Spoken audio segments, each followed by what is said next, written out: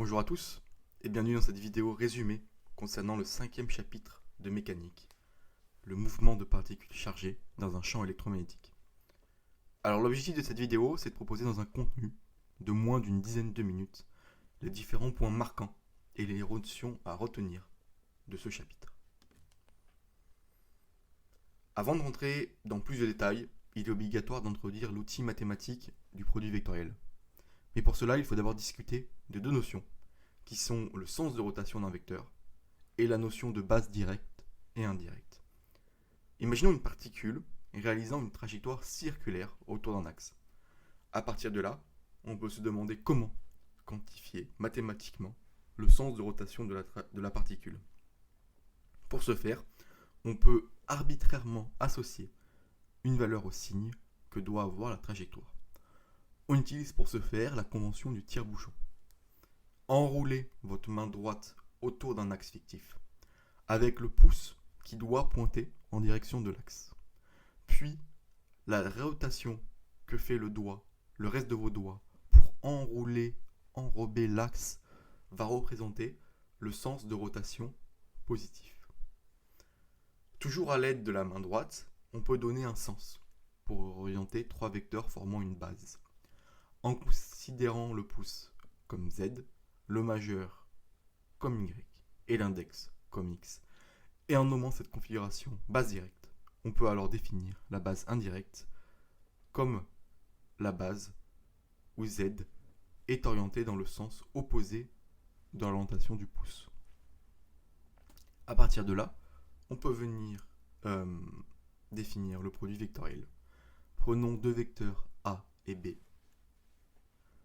où U et V, et on pose que W est égal à U produit vectoriel V, avec U produit vectoriel V qui est perpendiculaire à U et V, la norme de U produit vectoriel V qui est égale à la norme de U fois la norme de V fois le sinus formé par l'angle entre U et V.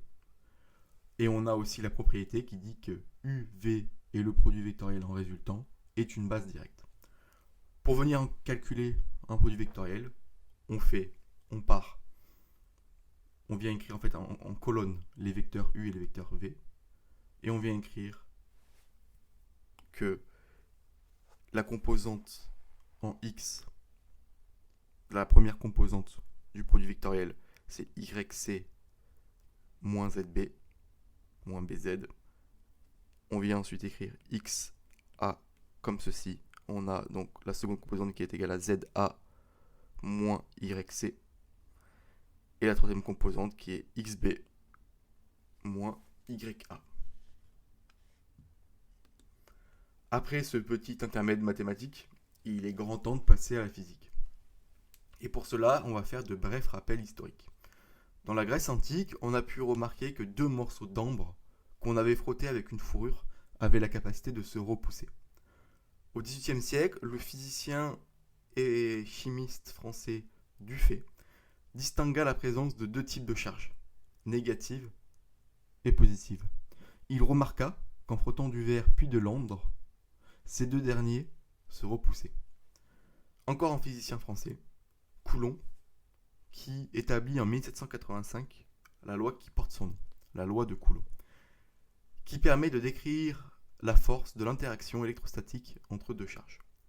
On peut ensuite donner la formule de la force électrostatique, qui est égale à Q1 fois Q2, les charges des deux particules en relation, divisé par 4pi epsilon 0, avec epsilon 0 ρ, la permittivité du vide, R carré.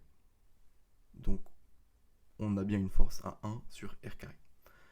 De plus, il est notamment intéressant de remarquer qu'il existe un facteur 40 entre l'intensité de la force électrostatique entre deux électrons et l'intensité de la force gravitationnelle entre ces deux mêmes électrons. Donc dans le cas où on va travailler avec une force électrostatique sur des petites particules, on pourra venir négliger le poids. Pour la composante magnétique de l'interaction électromagnétique, c'est encore une fois les Grecs qui se sont rendus compte au 6e siècle avant Jésus-Christ que des échantillons de magnétites pouvaient exercer des interactions répulsives ou attractives entre eux, et cela selon l'orientation de ces derniers. De plus, les Chinois ont été les premiers à faire référence à un instrument d'orientation magnétique dans un livre du XIe siècle. Le physicien danois Hans Christian Ørsted a mis en évidence en 1820 l'étroit lien entre le magnétisme et l'électricité, notamment avec la capacité qu'a un fil transportant du courant à pouvoir modifier l'orientation de l'aiguille d'une boussole. En venant disperser de la limaille de fer autour d'un aimant, on est capable d'apercevoir des motifs continus qui forment ce qu'on appelle des lignes de champ. Ces lignes de champ, partant d'un des deux pôles de l'aimant, se referment toujours sur l'un des pôles. En 1890, Thomson montra qu'un faisceau constitué d'électrons était dévié par un champ magnétique. On peut alors écrire la composante magnétique de la force électromagnétique. Fmag est égal à Q fois la vitesse produit vectoriel B, avec la vitesse de la particule. À partir de là, on peut avoir l'expression de la force de Lorentz. Donc la force de Lorentz, c'est donc l'expression, la somme de la composante électrostatique et de la composante magnétique. On peut venir factoriser par Q, ceci, et on obtient donc que la force de Lorentz, c'est Q fois le champ électrostatique plus V, produit vectoriel, le champ magnétique. En venant calculer la puissance de la force de Lorentz, on va se rendre compte que la composante magnétique de la force de Lorentz ne travaille pas. En effet, la composante magnétique ne modifie pas la vitesse de la particule. Elle va modifier néanmoins la direction du vecteur vitesse en faisant tourner cette trajectoire. Il est possible de montrer que la force électrostatique dérive d'une énergie potentielle. En écrivant le déplacement élémentaire en coordonnées sphériques, on peut alors écrire le travail microscopique. Avec le travail microscopique est égal à la force électrostatique scalaire dl, le déplacement infini-décimal. On se rend compte qu'on peut exprimer ce travail à partir d'un gradient, qui est donc l'énergie potentielle électrostatique, de forme EP selon R est égal au produit des deux charges divisé par 4 pi epsilon 0 R plus une constante. En prenant la convention qu'à l'infini l'énergie potentielle est égale à 0, on a la constante qui est égale à 0. Et on peut alors écrire que EP au point M, c'est Q fois VM, avec VM, la tension en ce point, qui est égale à Q 4 pi epsilon 0 sur R. Q sur 4 pi epsilon 0 R.